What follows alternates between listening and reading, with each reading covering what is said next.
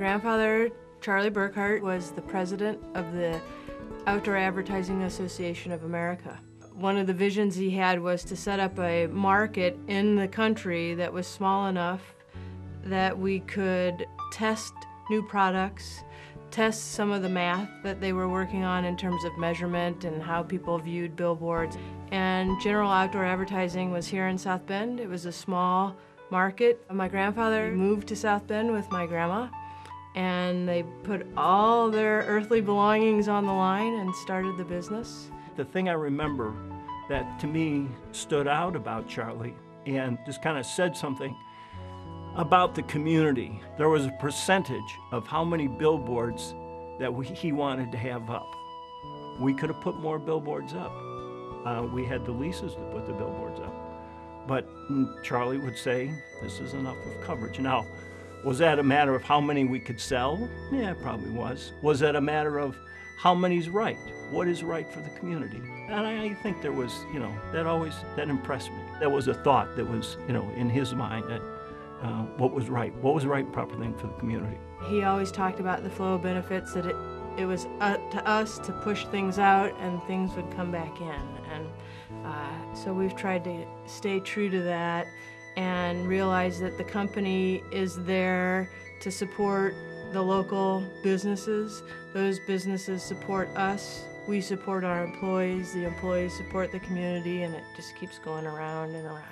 I wish I knew exactly how he came up with the I Believe in South Bend, but from what we understand, he felt that there needed to be a positive energy going on within the community because there were still lots of very good things going on. We had a great university, we had some great arts, and a great base. So I think that I Believe in South Bend helped people stay strong and stay focused and realize that what they were doing, even though we had lost Studebaker, we were still helping keep South Bend moving forward.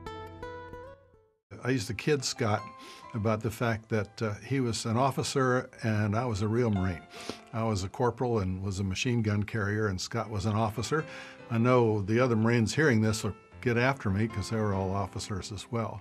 But it was fun to kid around with him about our Marine Corps experience, and that was one of many things that tied us together. He was a dedicated Marine and served well. I first met Scott in early 1983. I had come to town for a business relationship, and there was a press release. And in the press release, Scott saw that I had been a Marine Corps officer. He was a Marine Corps officer also. Called me, we had lunch, welcomed me to town, and it was the start of a friendship that lasted until the day he died. We had a unique relationship. I mean, he was my boss. He was, I guess you could say, he's my commanding officer. First, Scott stood out. He was such an outgoing person. He really loved life and had this great personality and a deep faith. And so he and I became friends.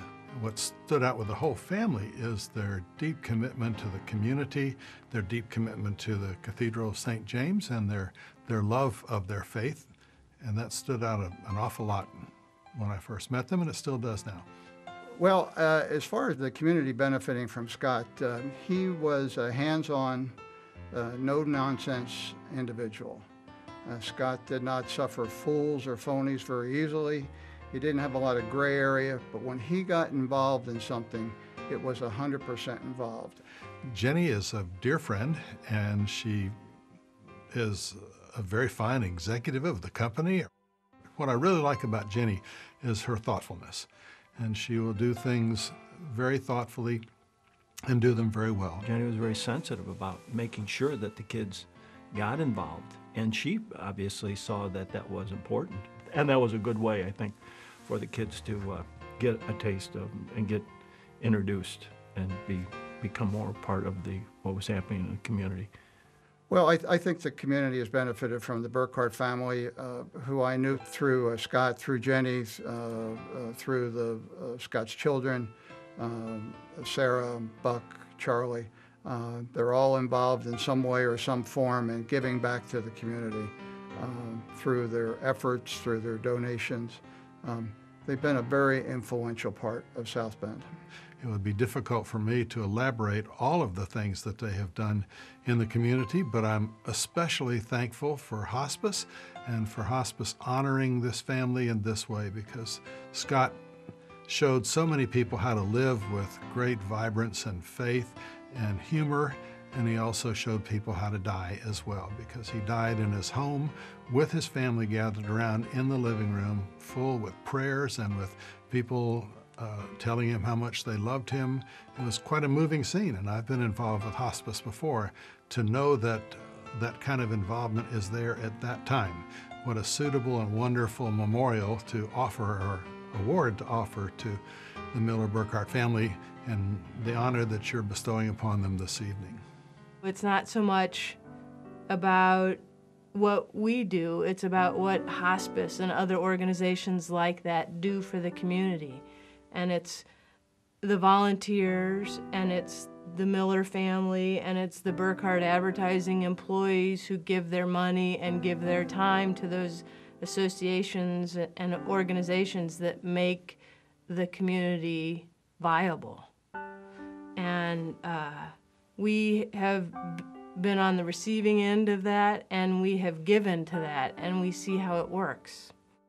Hospice came in and they made us feel safe, and they understood, and they kind of laid down for us what was about to happen so that we could start to deal with it and grieve and understand before the final moment of my dad's life. And that helped bring some cohesiveness to our family, and it helped my dad die.